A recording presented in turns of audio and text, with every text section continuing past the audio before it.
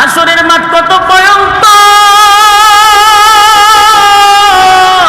মা তার সন্তানকে অস্বীকার করে, বাবা তার সন্তানকে অস্বীকার করে, একটা নেকির জন্য, একটা নেকির জন্য, একটা নেকির জন্য। কেউ আপনাকে নেকি দিবে না।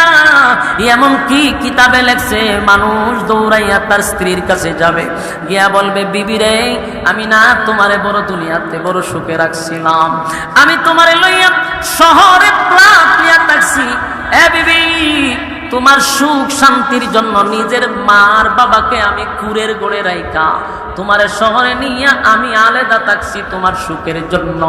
তুমি চাইলে আমি তোমারে গয়না কিনে দিলাম, দামি দামি শাড়ি পরাইলাম, নিজের বাবাকে একটা কাপড় পরাই নাই, মাকে একটা শাড়ি পরাই নাই, তোমারে আমি এত সুখে রাখলাম। প্রাণের বিবি, আজকে আমি মহা মুসিবতে আছি, তুমি যদি একটা নেকি দাও গো, তাহলে চিরস্থায়ী আল্লাহর তৈরি জান্নাত আমি পেয়ে যাব। বিবি তার স্বামীরে ভালো করে চিনবে, ভালো করে চিনবে। কিন্তু যুবক স্ত্রীও চিন্তা করবে, আমার স্বামীকে যদি একটা নেকি দেই, আমি কার কাছে একটা নেকির জন্য যাব রে? নিজের স্বামীর একটা নেকি দিল না, নিজের সন্তানকে একটা নেকি দিল না। এ যুবক ভাই, এই নেকির এত দাম, এত দাম, এত দাম, এত দাম। যারা এখানে বৈশা রয়েছেন আর মুনাজাত করে যারা যাবেন, আল্লাহর কসম প্রত্যেকের আমল নামায় আল্লাহ নেকি দিয়া দিবে। আর যারা রাস্তাঘাটে দোকান পাটে অনর্থক কারণে নিষ্প্রয়োজনে ঘোরাফেরা করতেছেন, ঘরে বৈশা মোবাইল টিপতেছেন, টিভির দিকে তাকায় আছেন, আপনাদের আমল নামায় তো নেকি উঠলো না। কারণ একটা নেকি পাইতে গেলে দিনই মজলিসে বসতে হয়, আপনারা বৈশা আছেন। এখন বোঝা যায় না, হাসরের মাঠে গিয়ে আফসোস করবেন আর হাতগুলি কুশারের মতো চাবাইতে থাকবেন আর বলবে, হায় আফসোস, হায় আফসোস, হায় আফসোস, কত সময় কাটাইলাম, তখন যদি নেকি অর্জন করতাম। অনর্থক রাস্তাঘাটে ঘোরাঘুরি করছিলাম, হাইরে তখন যদি দিনই কথা শুনতাম, বৈশা থাকতাম, একবার সুবহানাল্লাহ বলতাম, একবার আলহামদুলিল্লাহ বলতাম, তাহলে আমার আমল নামায় নেকি আইসা যাইত। নেকির জন্য তখন আফসোস করলে কি কোনো কাজে আসবে? আল্লাহ বলবেন, বান্দা শুন, হাসরের মাঠে ঘুরে ঘুরে ঘুরে ঘুরে তুই দেখলি, বাবার কাছে গেলি নেকি দিছে না, মালিক নেকি দিল না, মার কাছে গেছ দিছে না, মালিক দিল না। এ বান্দা, আমি জানি আজকে হাসরের মাঠে যার কাছে যাবি তোরে একটা নেকিও দিবে না। ভালো করে জানি তোরে নেকি হাসরের মাঠে কেউ দিয়া, মাটির তৈরি, মাটির তৈরি, আর ফেরেশতা হলো নূরের তৈরি। ধরে না, ধরে না, মানুষ হইল গিয়া মাটির তৈরি, ফেরেশতা হলো নূরের তৈরি। কিন্তু রব্বি কারীম বলেন, দেখ আমি মানুষকে মাটি দিয়া বানাইয়া নূরের তৈরি ফেরেশতাদেরকে বললাম, ফেরেশতারা আমার মাটির তৈরি মানুষকে তোরা সেজদা কর। তাজিমি সেজদা করলো সমস্ত ফেরেশতারা। সেজদা করলো না কেন? মিস্টার ইবলিস সেজদা করলো না। যুক্তি লাগাইছে, বলুন কি লাগাইছে? যুক্তি লাগাইছে, হয় আমি মাটির তৈরি মানুষকে কেন সেজদা করব? আমার আপনি বানাইলেন আগুন দিয়া, আগুন দিয়া, আগুনের খাসলত হলো উপরের দিকে, মাটির খাসলত দিল নিচের দিকে। আমি আগুনের তৈরি হইয়া কেমনে রে আমি একটা মাটিরে সেজদা দিব? আল্লাহ কয়, তোর ভিতরে অহংকার ঢুকছে। হে আল্লাহর সঙ্গে যুক্তি দেয়। রব্বি কারীম বলেন, তুই কি সেজদা দিবি? না, কখনো মাটির তৈরি, আমি মাটির তৈরি মানুষকে সেজদা দিতে পারি না, আমি আগুনের তৈরি। ফাসাজাদু ইল্লা ইবলিস আবা ওয়াস্তাকবারা ওয়া কানা মিনাল কাফিরিন। আল্লাহ রাব্বুল আলামিন সেজদা না দেওয়ার কারণে ইবলিস রে চিরতরে জান্নাত থেকে বাহির করে দিছে। ইবলিস কাফের হয়ে গেছে। অথচ ইবলিস পৃথিবীর এমন কোন জায়গা নাই যেখানে সে সেজদা দেয় নাই, এমন কোন জায়গা পৃথিবীর নাই যেখানে সেজদা দেয় নাই। 80 বছর মালিকের গোলামি করলো, এমন কোন জায়গা নাই সে সেজদা দেয় নাই। কিন্তু আদমকে সেজদা না দেওয়ার কারণে আল্লাহ বলেন, ওয়া যাওজুকাল জান্নাতা ওয়া কুলা মিনহা রাগাদান হাইসু শিতুমা। আল্লাহ জান্নাত থেকে তার বের করে দিয়েছে।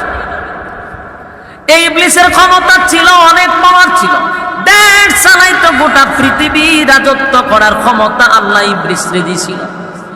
সে সারাদিন পৃথিবীতে দেশ চালাইয়া ঘুমাইতো গিয়া জান্নাতে। জুরে কোন সুবহানাল্লাহ।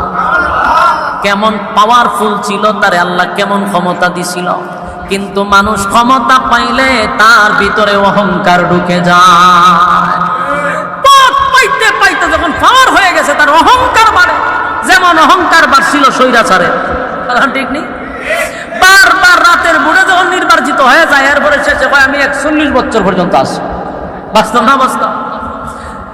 41 বছর পর্যন্ত সে ঘোষণা দিয়ে দিছে যে আগামী 41 বছর পর্যন্ত আমরা আছি। এটা অহংকার ছিল। আল্লাহ অহংকারটা বরদাস্ত করতে পারছে। তাই ছোট ছোট বাচ্চা ফোলাফান দিয়ে সাইজ করে দিছে। কথা হয় না দি? যখন মানুষ বড় অহংকার করে তখন তার পতন বড় জিনিস দেওয়া হয় না, ছোট জিনিস দেওয়া হয়। এই যে আপনারা বদরের যুদ্ধ ঘটনা যারা পড়ছেন, আবু জাহিল্লার ঘটনাটা শুনেন। এই আবু জাহিল্লা কিন্তু খুব মারাত্মক অহংকার দেখাচ্ছে। এজন বদরের যুদ্ধে গেছে, মুসলমানদের উপস্থিতি দিকে টিটকারি মস্কারি শুরু করছে। মস্কারি করে কি হয়? হ্যাঁ বুঝুন না, কফালো দোষ কিতা করবে।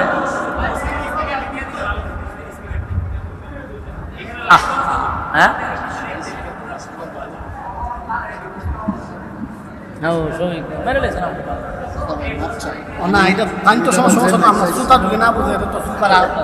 আমার তো বুঝেন সুতা না বুঝে আমি কি করতাম, কোন রকম চালাই নিতাম। অনেক মানুষ আমার থেকে কিছু করে, যদি শ্রুতাই না শুনে আমি কি করতাম? এটা অনেক আশা লই আছে ভাই। তা উঠছেন না, একটু সময় বসেন, মনোজাতটা আমরা করি, মনোজাতটা করি। আমারও কষ্ট লাগতেছে, আপনারা সামনে আসলেন, দূর দূরান্ত থেকে আইছেন, সব ছেড়ে দিয়ে এখানে বসছেন, মানে আপনারা শুনতেছেন না। আসলে তো কথা ঠিক, তাহলে আমি সুবহানাল্লাহ হয়তো কি তার জোরে আওয়াজ করতে কি? আচ্ছা বসেন, একটু সময় শেষ করতেছি। মোনাজাতটা কইরা যান। আমার মহব্বতের মানুষ শফিক ভাই মাঝে মধ্যে ফোন টোন দেয়, তা আমি একটু কথা রাগ করি, আমার অত রাত তাও সেতে না। তা আমার থেকে খুব রিকোয়েস্ট করে ডেটটা নিচ্ছে, মহব্বত করে দিয়েছি, আপনার সাথে একটু ভালোবাসা বিনিময় করুন, কথাবার্তা করুন। মোহন যদি আপনারা ওয়াজই না শুনেন তো এটা ব্যর্থ। আশা করে আছেন, বসেন, আমি দোয়া করে দিব ইনশাআল্লাহ। আপনারা মোনাজাত দিয়ে বাড়ি যাবেন, একটু বসেন। আপনার থেকে আমারও কষ্ট লাগতেছে, বসেন, একটু মোনাজাতটা করে যায়, মোনাজাতটা করে যায়, বসেন ভাই। আমরা একটু সমস্যা তো, মানুষকে আল্লাহ অহংকারের কারণে মানুষকে ধ্বংস করে দেয়। এই জন্য অহংকার বড় মারাত্মক একটা ভয়ঙ্কর একটা জিনিস। ঠিক আবু জাহেল মুসলমানদের সৈন্য দেখে যখন রাসূল সাল্লাল্লাহু আলাইহি সাল্লাম 313 জন নিয়ে দাঁড়াইছিল, এই আবু জাহেল অহংকার করছে যে আমরা অস্ত্র নিয়ে আইছি আর মোহাম্মদ খেজুরের ডাল লই আইছি। টিটকারি মস্কারি করার কারণে ফলটা কি হয়েছে? যে 11 বছরের বাচ্চা আবু জাহেলের সাইজ করছে। এটা একমাত্র অহংকারের কারণ। এই অহংকারে মানুষকে ধ্বংস করে। এই ইবলিস 80,000 বছর ইবাদত করছে। পৃথিবীর এমন কোন জায়গা নাই যেখানে সেজদা দেয় নাই। এরপরে অহংকারের কারণে আল্লাহ জান্নাত থেকে চিরবিদায় করে দিয়েছে। সে দুনিয়ায় রাজত্ব করত, জান্নাতে গিয়া ঘুমাইতো। চিন্তা করছে কত বড় পাওয়ার ছিল তার। শুধু অহংকারের কারণে জান্নাতে পেরেছে। আল্লাহ রাব্বুল আলামিন অহংকার পছন্দ করেন। যেই কথা বলতেছিলাম, আদমরে আল্লাহ মাটি দিয়া বানাইছে, মাটি দিয়া বানাইছে, আর ফেরেশতাদেরকে বানাইছে নূর দিয়া। ফেরেশতারা আল্লাহর হুকুম সাথে সাথে পালন করতে গিয়ে সেজদা দিল। আর আল্লাহ মানুষকে মাটি দিয়া বানাইয়া এত সম্মান আর এত মর্যাদা মানুষকে দিল, মানুষকে দিল, মানুষকে দিল। যেই মানুষের ইজ্জত আর সম্মান ফেরেশতাদের চেয়েও বেশি। জোরে কোন সুবহানাল্লাহ। ফেরেশতাদের চেয়েও বেশি এই মানুষের ইজ্জত আর সম্মান এত বেশি, এত বেশি। আল্লাহ বলেন আমি আসমান বানাইছি, জমিনটাও বানাইছি, সূর্য চন্দ্র গ্রহ নক্ষত্র পাহাড় পর্বত আমি বানাইছি। সাধারণ জিনিস না, এই একটা সূর্য আমরা দেখি দুনিয়ার থেকে এতটুকু বড় দেখা যায়, অথচ এই পৃথিবীর থেকে 13 লক্ষ গুণ বড় হলো সূর্য। এই পৃথিবীর থেকে 13 লক্ষ গুণ বড় হলো সূর্য, যে সূর্যটার এতটুকু বড় দেখা যায়। সুবহানাল্লাহ, সুবহানাল্লাহ। 13 লক্ষ গুণ বড় হইল সূর্য। তাহলে আল্লাহ বলেন সূর্য বানাইছি, সূর্যের থেকে আরো বড় হইল তারকা, অথচ তারকারে আরো ছোট দেখা যায়, ঠিক কিনা? আল্লাহ বলেন আরো বড় বড় সৃষ্টি জগৎ আছে, যেই সমস্ত সৃষ্টি জগৎ এমনও আছে যে সূর্য তারকারে চুষা গায়া ফালাইয়া দেয়। এরকম কোটি কোটি সৃষ্টি জগৎ আছে। আল্লাহ কয় সব বানাইছি 6 দিনে, কিন্তু মানুষ রে তুই মাত্র 3.5 হাত, তোরে বানাইছি 10টা মাস 10 দিনে। সুবহানাল্লাহ।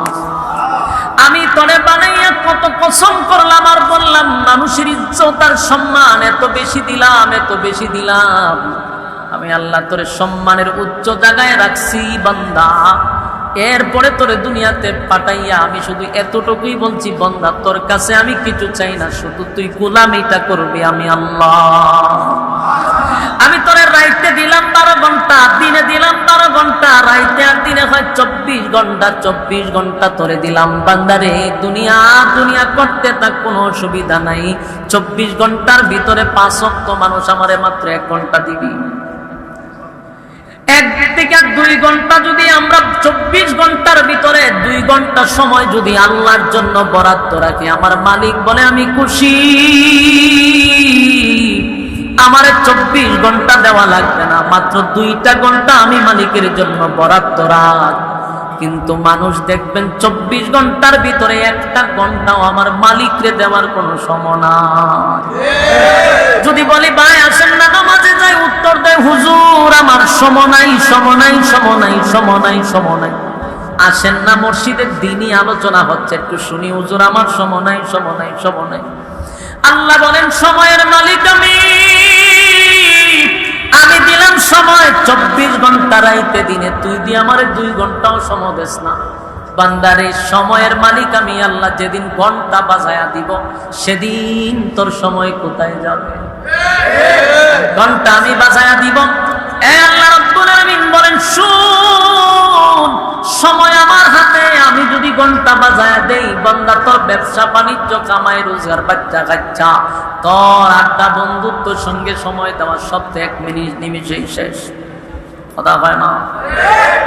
এখন যারা বলে আমি ব্যস্ত, হুজুর আমি ব্যবসা করি, আমি আপনার কথা শোনার টাইম নাই। যেদিন মালাকুল মউত আজরাইল সামনে হাজির হবে সেদিন বললেন আজরাইল আমি তো ব্রাহ্মণবাড়িয়া ব্যবসা করি, এখন সময় নাই, পরে আয়ো। শুনবো না আপনার কথা? আল্লাহ বলেন সময়ের মালিক আমি দিলাম সময়, আমি দিলাম সময়, তুই আমারে সময় দিলি না। আমার দেওয়া সময় পাইয়া বউরে সময় দিলি, সন্তানদের সময় দিলি, ব্যবসাতে সময় দিলি, চাকরিতে সময় দিলি, সব সেক্টরে বললা তোর সময় আছে রে, শুধু আমার জন্য সময় নাই, আমার জন্য সময় নাই। কিন্তু যাই না রাখিস হায়াত মউত কার হাত। যেদিন আমি ঘন্টা বাজায়া দিব সেদিন সব পড়ে থাকবে, খালি তুই নাই। কথা হয় না? আমি আপনি যেদিন দুনিয়ার থেকে বিদায় হয়ে যাব, ধরেন আমি মরে যাব, বলুন আমি মরার কারণে কি দুনিয়া আমার জন্য থাইম্মা থাকবো? থামব? আমরা মনে করি যে আমি যদি মারা যাই উপায় নেই। মানুষ আমি মরে লাগা বুঝবো, আমি কিতা তুমি মরে লাগা এটা বুঝবো। 3 দিন, কয়দিন? 3 দিন সর্বোচ্চ। 3 দিনের মধ্যে বউ ফুলাফা ঘরের যারা আছে 3 দিন, এরপরে মানে চেষ্টা করলো আর সোজা ভাঙে আয় কান্দা 3 দিন। অথচ তুমি ব্যস্ত, মার জন্য সময় দিলা, বাবার জন্য সময় দিলা, স্ত্রীর জন্য সময় দিলা, বাচ্চা কাচ্চার জন্য সময় দিলা। তুমি এত ব্যস্ত, এত ব্যস্ত, এত ব্যস্ত, মালিকরে বাদ দিয়া বউরে সময় দিলা, মালিকরে বাদ দিয়া সন্তানরে দিলা, বন্ধু বান্ধবরে দিলা, সব সেক্টরে তোমার সময় আছে, সময়টা নাই শুধু আল্লাহর বেলা। যেদিন দুনিয়ার থেকে বিদায় হয়ে যাবে রে, কোনো কিছুই থেমে থাকবে না, কোনো কিছুই থেমে থাকবে না, সব আগের মতো চলবে, শুধু তুমি নাই, এতে দুনিয়ার কোনো কিছু হয় নাই। দুনিয়া যেমন চলছিল এমনই চলবে, কিন্তু তুমি চলে যাওয়ার কারণে বিন্দু পরিমাণও দুনিয়ার কোনো সমস্যা হবে না। ফ্যান এখন ঘুরতেছে, তুমি মরলে করবো। ব্যবসা বাণিজ্য মানুষ করতেছে, তুমি মরলেও করবে। তোমার বাচ্চা কাচ্চা যেমন চলতেছে, মরার পরেও তারা চলবে, তোমার জন্য সারা জীবন কাটবে না। তোমার জিনিস তারা বুক করবে, কিন্তু তোমার কথা 3 দিনের বেশি তার স্মরণই হবে না। বাস্তব না বাস্তব? এমন ঘটনা ঘটছে, স্বামী মারা যাওয়ার পরে যেই ঘরে মারা গেছে, রাত্রের বেলায় সেই ঘরে স্ত্রী যায় না। জিগায় ঘরে গিয়ে ঘুমাস না, কয়টার মধ্যে লাশ আছে। চিন্তা করে, একই বেডরুমে একই ঘরের ভিতরে স্বামী স্ত্রী জীবনভর ঘুমাইল। যেদিন স্বামী মারা গেল, ওই রাত্রিতে বউ সেই ঘরে যায় না, কয় কেন লাশ আছে। তাহলে তুমি সারাটা জীবন যাদের জন্য করলা, সেই ঘরে তোমার বউ যে তোরা জিনা ভয় পায়, লাশ আসিল ঠিক নেই। যুবক ভাই, এই জন্য দুনিয়াতে রব্বে কারিম কেন পাঠাইলো? আমাদেরকে পাঠাইছে ইবাদতের জন্য। ইবাদতের জন্য যখন ইবাদত বাদ দিয়া দুনিয়া নিয়ে ব্যস্ত থাকবা, দুনিয়া বড় স্বার্থপর, মরে যাওয়ার পরে কেউ তোমারে জিগায় না। এই জন্য এমন জীবন করো হে গঠন, মরিলে হাসিবে তুমি, কাঁদিবে ভুবন। এমন একটা জীবন গঠন করো, তুমি মরছো, মানুষ তোমার জন্য ব্যথায় ব্যতীত হইয়া যেন কাঁদতেই থাকে। যেমন আমাদের আল্লামা আনসারী সাহেব মারা গেছে, কিন্তু এখনো মানুষ তার রওজার সামনে, তার কবরের সামনে গিয়া দেখবেন। ঢাকার থেকে যদি কেউ ব্রাহ্মণবাড়িয়া কোনো ওলামায়ে কেরাম আসে, আগে হুজুরের কবরটা জিয়ারত করে ব্রাহ্মণবাড়িয়ার ভিতরে ঢুকে। তুমিও মরছো, আমিও মরবো, কিন্তু আমার কবরের সামনে ঢাকার থেকে আলেমরা আসার সময় জানাজা কবরে দাঁড়াইয়া জিয়ারত করবে কিনা সন্দেহ আছে। কিন্তু এমন একটা জীবন গঠন কইরা গেছে, আলেমরা আসলেই আগে ওনার কবর জিয়ারত করে। এখনো মানুষ ওনার মাকবারার সামনে দাঁড়াইয়া চোখের পানি ছেড়ে দিয়া কান্দে। কিন্তু একবার চিন্তা করো, তুমি মারা যাওয়ার পরে তোমার সন্তান বছরে একবার কবরের সামনে যাইব কি? একবার চিন্তা কইরা দেখো। অন্য মানুষ তো কবরের সামনে যাইব, এটা পরে। নিজের সন্তান বছরে একবার কবরের সামনে দাঁড়াইব কি? এটা নিয়ে চিন্তা করে। আর আপনি তো জানেন আমরা সন্তানকে কি বানাইয়া গেছেন। কথা কইনা দিও, আপনি নিজের বিবেকের সাথে প্রশ্ন করেন, আর ঘুমাইয়া ঘুমাইয়া বালিশের সঙ্গে চিন্তা করেন যে আমি যে আমার সন্তানের জন্য রাত দিন অক্লান্ত পরিশ্রম করি, ব্যবসা করি, চাকরি করি, সারাদিন কৃষি কামারে মেহনত করি, মাথার গাম আমি পায়ে ফালাইয়া উপার্জন করে সন্তানকে লেখাপড়া করাইতেছি। আমি নিজে একটা ভালো কাপড় পরি না, আমার সন্তানকে আমি নতুন নতুন কাপড় পরিধান করাই। নিজে একটা জুতা কিনি না, কিন্তু সন্তানের পায়ে নতুন জুতা পরাইয়া দেই। এই যে আমার সন্তানের জন্য রাত দিন এত অক্লান্ত পরিশ্রম, আমি মারা যাবার পরে আমার সন্তানকে আমার কবরের সামনে দাঁড়াইয়া সূরা ইয়াসিন পড়তে পারবে। আমার সন্তানকে আমার কবরের সামনে দাঁড়াইয়া আমার কবর জিয়ারত করবে। আমার সন্তানকে প্রতিদিন ফজরের পরে আমার কবরের সামনে যাবে। এই কথা কি আপনার দিলে বাড়ি দেয়? আপনি বুঝেননি। আমার তো মনে হয় অনেকেই আছে এমন, আপনি নিজেই দেখবেন আপনার দাদাতে মারা গেছে অথবা আপনার বাবা মারা গেছে, আপনি বছরে কয়বার কবরে যান? আপনি যদি 1 বছরে যান, আপনার ছেলে 10 বছর পরে দেবে। কথা বলেন, আপনি আপনার নিজের বাপের কবর যদি বছরে একবার জিয়ারত করে, তাহলে আপনার বলা 10 বছর পরে একবার যাইবে কিনা সন্দেহ আছে। যেমন আপনি করবেন তেমন থাকবে। কেমন সন্তান জন্ম দিলেন একটু চিন্তা করবেন, যে আমি যে সারাটা দিন আমার সংসারের জন্য মেহনত করি, আমি যদি মারা যাই, কারণ মানুষ এখন বেশি দিন বাঁচে না। কথা হয় না, মানুষ কি এখন বেশি দিন বাঁচে? আগের বুড়ারা বেশি দিন বাঁচছে, এখনকার জেনারেশন বেশি দিন বাঁচে না। আপনি কবেন এটা কেমনে কইলে? হায়াত মতো আল্লাহ আল্লাহ। আমি কইছি কেমনে, এটারও কারণ আছে। আগের মুরব্বীরা চোখের গুণা আছে, এরা চোখ দিয়ে গুণা করতে কম, এরা আগাম কুগাম করতে কম, এই জন্য এরা হায়াত বেশি আছে। এরা হঠাৎ করে স্টক করছে, এরা হঠাৎ করে ব্লক হয়েছে না। কিন্তু আমরা এখন দেখবেন অল্প বয়স 30-35 বছরের ভিতরে স্ট্রোক করে লেছে, হার্ট অ্যাটাক করছে, বলে ব্লক হয়ে গেছে। অত অল্প বয়সে ব্লক হয়ে গেলে আমার বাপ দাদারা দিয়ে ব্লক হয়েছে না, স্ট্রোক করছে না। এখন হয় কেন? বলে একমাত্র আমাদের চোখের গুনাহ, আমাদের রাতের গুনাহ, আমাদের আকাম তুফান করতে করতে এমন অবস্থা করছি মাথা হিট হয়ে থাকে, স্ট্রোক করে না, ব্লক হয়ে যাবে, গুনার কারণ। যুবক ভাইরা আমার, আগের মুরব্বীরা গুনাহ করছে কম, এখনের জেনারেশনরা গুনাহ করে বেশি, এই জন্য মরার হার বেশি। কারণ আজকা দেখবেন স্ট্রোক করে লাই, আজকা হিট হয়ে জায়গা, কত ধরনের রোগ ব্যাধি আমাদের সমাজে বাইরেছে। ঠিক গুনাহ বেশি, রোগও বেশি। এখন হায়াত মানুষ বেশি দিন বাঁচে না, হঠাৎ মারা যায়, হঠাৎ মৃত্যুর সংখ্যা বেশি হয়েছে। আর কি করে ডক্টরদের গবেষণা অনুযায়ী, মেডিকেল সায়েন্সের গবেষণা হলো যে 1 বছরে সবচেয়ে বেশি যুবক মারা গেছে, বৃদ্ধ মরছে কম। এটা আমার কথা না তো, এটা মেডিকেল সায়েন্সের কথা। তারা গবেষণা করে বের করছে যে 1 বছরে সবচেয়ে বেশি যুবক মারা গেছে, বৃদ্ধ মরছে কম। যুবকরা যারা মস্তানি করে যে আমরা তো বুড়ো হয়েছি না, সাবধান, স্টপ। হঠাৎ হার্ট অ্যাটাক, হঠাৎ দেখবেন এটা প্যারালাইসিস হয়েছে। ঘটনা কি? ঘটনা।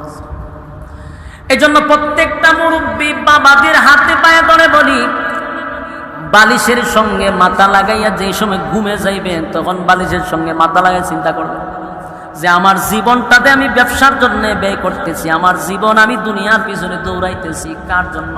সন্তানের জন্য। তো সন্তানের জন্য যে এত কিছু রেখে গেলাম, আমি মারা যাওয়ার পরে এই সন্তানকে আমার জানাজা পড়াইতে পারবে? এই সন্তানকে আমার কবরের সামনে প্রতিদিন সূরা ইয়াসিন পড়বে? এই সন্তানকে আমার জন্য আলেম দিয়া দোয়া করাবে? অথবা এই সন্তানকে নিজে নিজে আমার জন্য দোয়া করবে? যদি দেখেন না কোনোটাই আপনার ব্রেনে ধরে না, একটাও হবে না, তাহলে অনর্থক এদের পিছনে এত মেহনত করার দরকার নেই। আল্লাহকে সময় দেন, সন্তানের পিছনে এত সময় দেওয়ার দরকার নাই। কারণ আপনি কালকে মারা গেলে কান্নাকাটি 3 দিন পরে সন্তান আর ভাই মারামারি লাগবে, আপনার কোন জায়গা সে নিবে? আপনার 3টা জমি থাকলে যদি 2টা থাকে রাস্তার কিনারা, হ্যাঁ মাইল লাগবে যে রাস্তার কিনারের জায়গাটা আমার, কি দরবার শুরু হইব মরার। যেন দুনিয়ায় থাকা অবস্থায় মালিক বলেন আমি তোদেরকে অনর্থক পাঠাইছি না। ফাহাসিবতুম আন্নামা খালাকনাকুম আবাসান ওয়া আন্নাকুম ইলাইনা লা তুরজাউন। অনর্থক বানাই নাই, ইবাদতের জন্য বানাইছি, ইবাদতের জন্য বানাইছি। যদি বান্দা ইবাদত না করস, দুনিয়ার ব্যস্ততা দেখাইয়া জীবন পার করে দিলি, হঠাৎ একদিন আমি মালাকুল মউত আজরাইল তোর সামনে পাঠায়া দিই।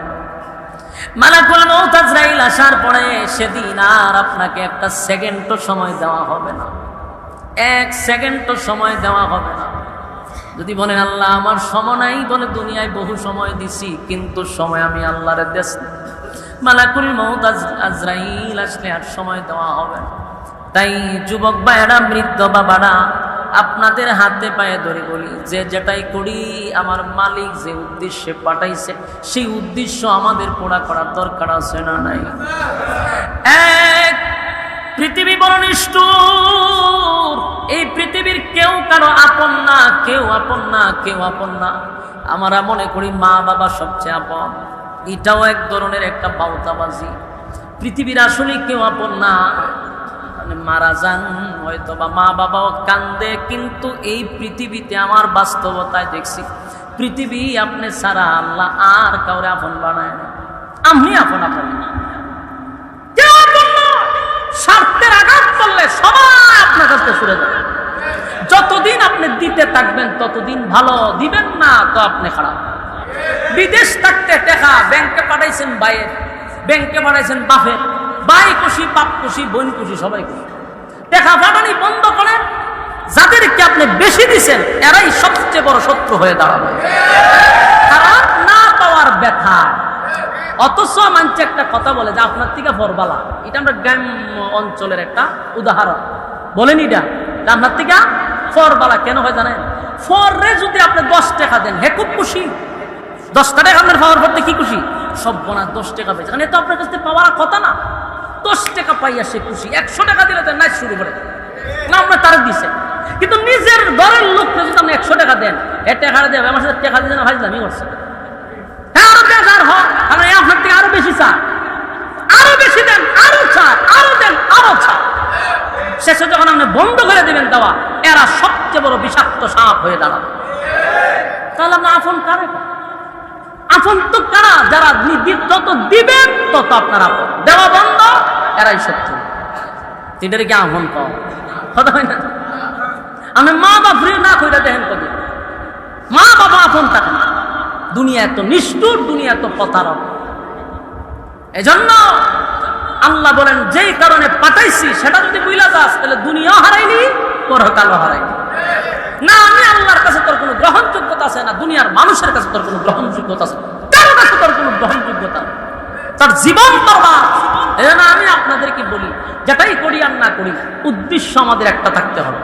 কথা হয় না? উদ্দেশ্য কি? পরকাল। উদ্দেশ্য কি? পরকাল। আমার যুবক ভাইরা, দুনিয়ার মানুষ বড় স্বার্থপর, দুনিয়া বড় স্বার্থপর, কেউ কারো আপন না। আজকে মারা যাওয়ার পরে কালকে সবাই আপনাকে ভুলে যাবে, সবাই আপনাকে ভুলে যাবে। কেউ আপনার কথা স্মরণ রাখবে না, কেউ আপনার কথা স্মরণ রাখবে না, আর আপনার জন্য কোনো কিছু থেমেও থাকবে না। সব আগের মতো চলতে থাকবে, আর আপনি আপনার কৃতকর্ম লইয়া কবরে গিয়া সেখানে আপনাকে সাইজ করা হবে। তাহলে এমন বোকা কি পৃথিবীতে আছে যে আমি আরেকজনের জন্য সব করতে গিয়ে নিজে জাহান্নামের আগুনে চলি? না। এই জন্য প্রত্যেকটা মানুষের কাজ হলো, আল্লাহ আমাকে পাঠাইছেন ইবাদতের জন্য, ইবাদতের জন্য। আমার সব কাজের ফাঁকে আমার মালিকের ইবাদত ঠিক রাখা দরকার। কথা হয় না? আমার মালিক খুশি তো দুনিয়ার সবাই খুশি। আল্লাহ যারে মহব্বত করে, আল্লাহ যারে ভালোবাসে, সমস্ত ফেরেশতাদেরকে বলে দেয় এই বান্দাটারে আমি ভালোবাসি। ফেরেশতারা সব মানুষের দিলে দিলে পৌঁছায়া দেয়, সমস্ত মাখলুকাতের কাছে পৌঁছায়া দেয় লোকটারে আল্লাহ ভালোবাসে। তখন মানুষ ওই লোকটারে ভালোবাসতে না, মানুষের দিলের মধ্যে লোকটার প্রতি মহব্বত আর ভালোবাসা তৈরি করে দেয়। এই জন্য দেখবেন অনেক মানুষের সঙ্গে মানুষ মুসাফা করতে চায়, তার জুতাটা হাতে নিতে চায়, তার খেদমত করতে চায়, কারণ এমনি এমনি নয়, এই লোকটারে আমার আল্লাহ ভালোবাসে। আল্লাহ ভালোবাসার কারণে মানুষ তার জন্য পাগল। এক্সাম্পল দিলে বুঝতে পারবেন। আল্লামা আহমদ শফি রহমতুল্লাহ আলাইহি মারা গেছে, ঠিক না? হ্যাঁ, কথা বলুন তো, আহমদ শফির মতো আরো কি বৃদ্ধ মানুষ বাংলাদেশে কম ছিল? কথাই বলে অনেক ছিল কিনা? তাহলে আহমদ শফি সাহেবের জুতা লওয়ার জন্য মানুষ এত পাগল কেন ছিল? এরকম বৃদ্ধ মানুষ তো আরো ছিল, তার জুতা নেওয়ার জন্য মানুষ পাগল কেন? ব্রাহ্মণবাড়িয়ার বড় হুজুর ছিল, ওনার মতো বয়স তো আরো ছিল, কিন্তু ওনার জুতা নেওয়ার জন্য মানুষ এত পাগল ছিল কেন? কারণ এই সমস্ত ব্যক্তিদেরকে আল্লাহ ভালোবাসে, তাই মানুষের কলিজায় মহব্বত বাড়ায়া দেয়, মানুষ তাদের জুতা নেওয়ার জন্য পাগল হয়ে যায়। এই জন্য নিজেকে আগে তৈরি করা দরকার। কথা হয় না? নিজেকে তৈরি করতে হলে মালিকের গোলামি ছাড়া বিকল্প কোনো রাস্তা নাই গো, বিকল্প কোনো রাস্তা নাই। এই জন্য আল্লাহ বলেন, বান্দারে আমি তোদেরকে বানাইছি বড় মহব্বত করে, বড় ভালোবেসে। বান্দা দুনিয়ার জমিনে যদি নেকি অর্জন না করতে পারস, পরকালে একটা নেকি দিয়া তোরে কেউ সাহায্য করবে না। এই দুনিয়ার জমিনে আমি কেন বললাম যে সবাই স্বার্থপর? তাহলে শুনেন তার প্রমাণ। হাসরের মাঠে আল্লাহ বলেন, ইয়াউমা ইয়াফিরুল মারউ মিন আখিহি ওয়া উম্মিহি ওয়া আবিহি ওয়া সাহিবাতিহি ওয়া বানিহি। আল্লাহ বলেন হাসরের মাঠে মা তার সন্তানকে বলবে, আমার দুনিয়াতে বিয়ে হইছেন। কথা কি বুঝতেছেন? মা বলবে সন্তানকে যে আমার বিয়ে হইছে না, ফুলাইলো হইতে। সন্তান যাবে বাবার কাছে গিয়ে বলবে, বাবা দুনিয়াতে আপনি আমারে খাওয়ানোর জন্য মাথার গাম পায়ে ফেলাইছেন, জীবনে ভালো একটা খাবার খান নাই, আমারে খাওয়াইছেন। এত মহব্বত আর এত ভালোবাসা বাবা আমার জন্য ছিল। এই দেখেন আপনার সন্তান আজকে মাত্র একটা নেকির জন্য আল্লাহ ঘোষণা করছে আমার করে জাহান্নামে জ্বালাইব। এখন যেহেতু আপনি আমার বাবা, আর এত কষ্ট আমার জন্য দুনিয়া করছে, বাবা আজকে কঠিন মুসিবতের দিনে বাবা হইয়া সন্তানকে মাত্র একটা নেকি দেন, আমি চিরস্থায়ী জান্নাতি হয়ে যাব। বাবা সন্তানরে ভালো করে চিনবে, এটা আমার সন্তান। কিন্তু এই যে একটা নেকি বাবার কাছে চাওয়ার কারণে বাবা বলবে দুনিয়াতে আমি বিয়েই করছি না, সন্তান আসবে কোথার থেকে? সুহেলপুরের মানুষ, আপনাদের কি মনে হয় বাবা চিনবে না সন্তান? না ভালো করে চিনবে? ভালো করে চিনবে, কিন্তু পরিচয় কেন গোপন রাখবে জানেননি? কারণ আমি যদি এখন পরিচয় দেই রে, তাহলে সন্তান আমার কাছ থেকে একটা নেকি নিয়ে যাবে। একটা নেকি যদি তারে দেই, আমি আবার একটা নেকির জন্য কার কাছে যাব? দুনিয়ায় যেই মা বাবা আপনার এত আপন, সেই মা বাবা হাসরের মাঠে একটা নেকি আপনাকে দিবে না, একটা নেকি আপনাকে দিবে না। আপনিও তার সন্তানরে, আপনার সন্তানরে আপনি একটা নেকি দিয়ে সাহায্য করবে না। এজন্য আল্লাহ বলেন ইয়াউমা ইয়াফিরুল মারউ মিন আখিহি ওয়া উম্মিহি ওয়া আবি ওয়া সাহিবাতিহি ওয়া বানি।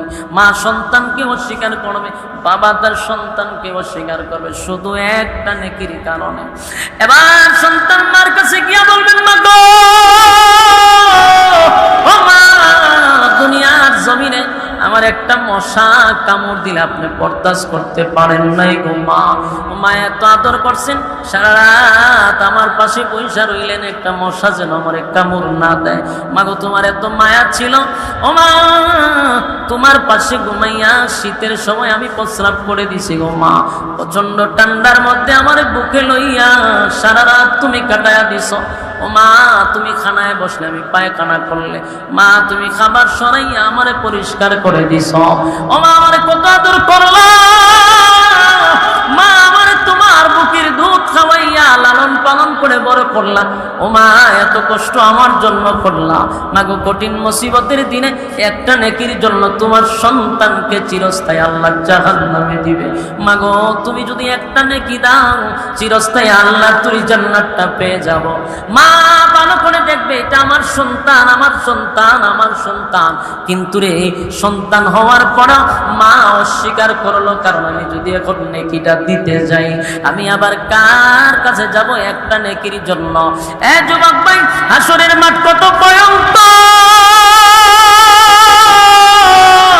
মা তার সন্তানকে অস্বীকার করে রে, বাবা তার সন্তানকে অস্বীকার করে, এই একটা নেকির জন্য, একটা নেকির জন্য, একটা নেকির জন্য। কেউ আপনাকে নেকি দিবে না। এমন কি কিতাবে লেখছে, মানুষ দৌড়াইয়া তার স্ত্রীর কাছে যাবে, গিয়া বলবে বিবি রে, আমি না তোমারে বড় দুনিয়াতে বড় সুখে রাখছিলাম, আমি তোমারে লইয়া শহরে প্রাণ নিয়া থাকছি।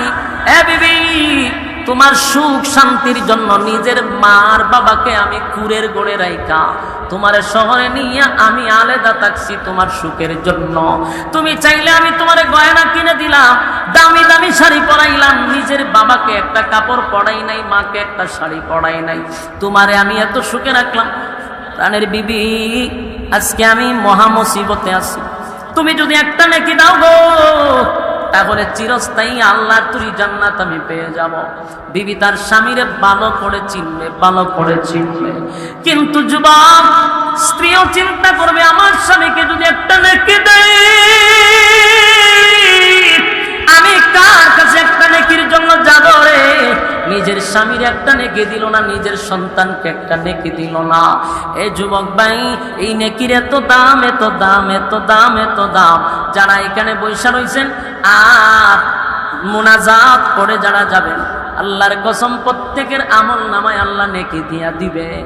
আর যারা রাস্তাঘাটে দোকান পাটে অনর্থক কারণে নিষ্প্রয়োজনে ঘোরাফেরা করতেছেন, ঘরে বৈশা মোবাইল টিপতেছেন, টিভির দিকে তাকায় আছেন, আপনাদের আমল নামায় তো নেকি উঠলো না। কারণ একটা নেকি পাইতে গেলে দিনই মজলিসে বসতে হয়, আপনারা বৈশা আছেন। এখন বোঝা যায় না, হাসরের মাঠে গিয়ে আফসোস করবেন আর হাতগুলি কুশারের মতো চাবাইতে থাকবেন আর বলবে হায় আফসোস, হায় আফসোস, হায় আফসোস, কত সময় কাটাইলাম, তখন যদি নেকি অর্জন করতাম। অনর্থক রাস্তাঘাটে ঘোরাঘুরি করছিলাম, হাইরে তখন যদি দিনই কথা শুনতাম, বৈশা থাকতাম, একবার সুবহানাল্লাহ বলতাম, একবার আলহামদুলিল্লাহ বলতাম, তাহলে আমার আমল নামায় নেকি আইসা যাইত। নেকির জন্য তখন আফসোস করলে কি কোনো কাজে আসবে? আল্লাহ বলবেন, বান্দা শোন, হাসরের মাঠে ঘুরে ঘুরে ঘুরে ঘুরে তুই দেখলি, বাবার কাছে গেলি নেকি দিছে না, মালিক নেকি দিল না। মার কাছে গেছ দিছে না, মালিক দিল না। বান্দা আমি জানি আজকে হাসরের মাঠে যার কাছে যাবি তোরে একটা নেকিও দিবে না। ভালো করে জানি তোরে নেকি হাসরের মাঠে কেউ দিয়া সাহায্য করবে না। বান্দারে আমি তোরে দুনিয়ার জমিনের দৃশ্যটা বোঝানোর জন্য আজকে পাঠাইলাম। দুনিয়ার জমিনে তোরে রাইতে দিনে 24 ঘন্টা সময় দিলাম, 24 ঘন্টার ভিতরে একটা ঘন্টা আমি আল্লাহরে দিলি না, একটা ঘন্টা আমারে দিলি না, দিলি না। তুই মার পিছনে সময় ব্যয় করলি, বাবার পিছনে ব্যয় করলি, সন্তানের পিছনে ব্যয় করলি, স্ত্রীর পিছনে ব্যয় করলি, বন্ধু বান্ধবের আড্ডায় ব্যয় করলি। এই জন্য আমি তোরে হাসরের মাঠে পাঠাইলাম, যাদের জন্য দুনিয়ায় সময় ব্যয় করলি। দেখ আজকে তারা তোর একটা নেকি দিয়া সাহায্য করে কিনা। বাংলার হাসরের মাঠে ঘুরে ঘুরে তো দেখলি তোরে কেউ নেকি দিল না, মালিক দিল না, দিল না, দিল না। আল্লাহ বলে, বান্দা শুন, সেদিন প্রচন্ড বৃষ্টি ছিল, মাঠে বসতে পারস নাই, প্রচন্ড গরমের মধ্যে মসজিদে বৈশাখ কিছু সময় দিনই কথা শুনছিলি। আমি আল্লাহ সেই দিনটাকে উসিলা করিয়া একটা নেকি তোর আমল নামায় দিয়া চিরস্থায়ী জান্নাতি বানায়া দিলাম। জোরে কোন সুবহানাল্লাহ। একটা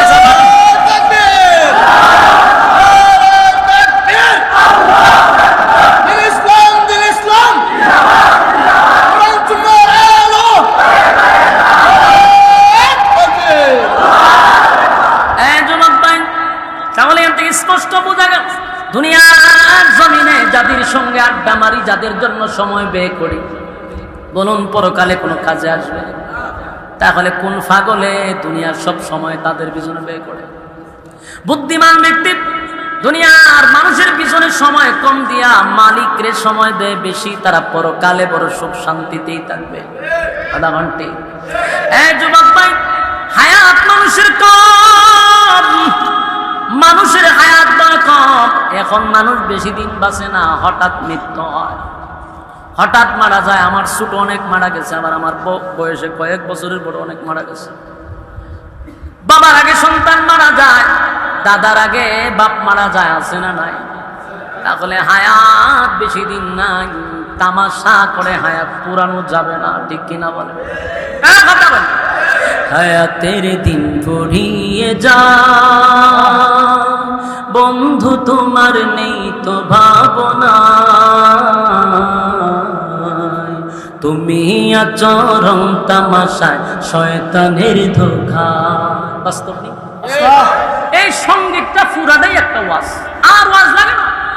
হায়াতের দিন ফুরিয়ে যায় বন্ধু, তোমার নেই তো ভাবনা,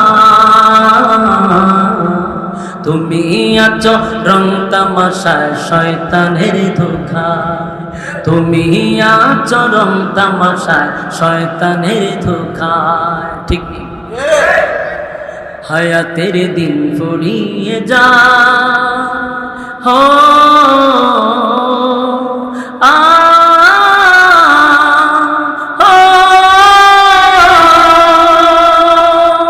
কেউ হবে না পাপের ভাগী,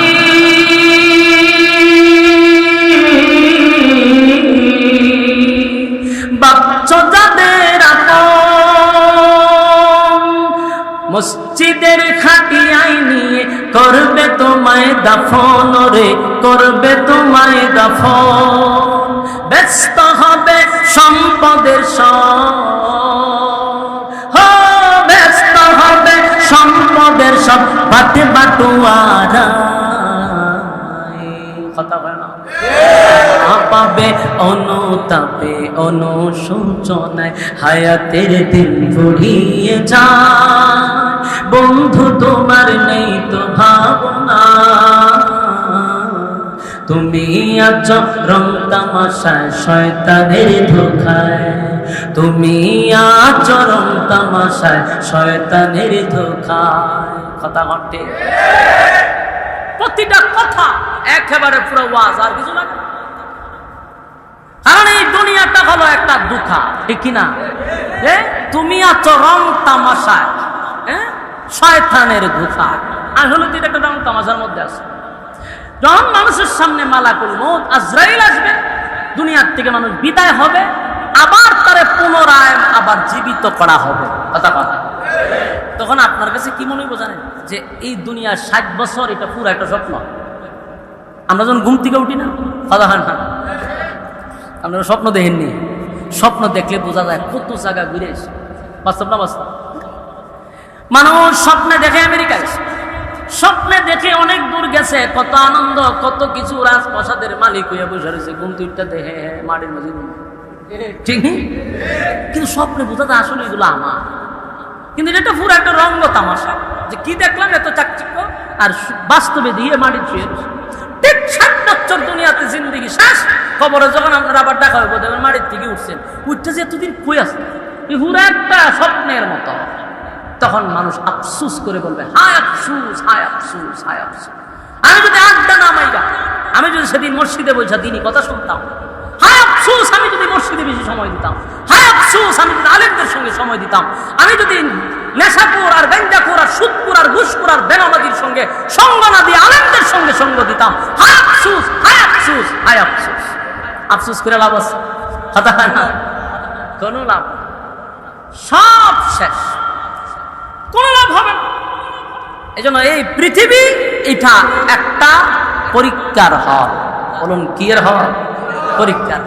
পরীক্ষার হলে যেমন মানুষের সময় থাকে 3 ঘন্টা, এই হলে কারো 60 মিনিট, 60 বছর, কারো 70 বছর।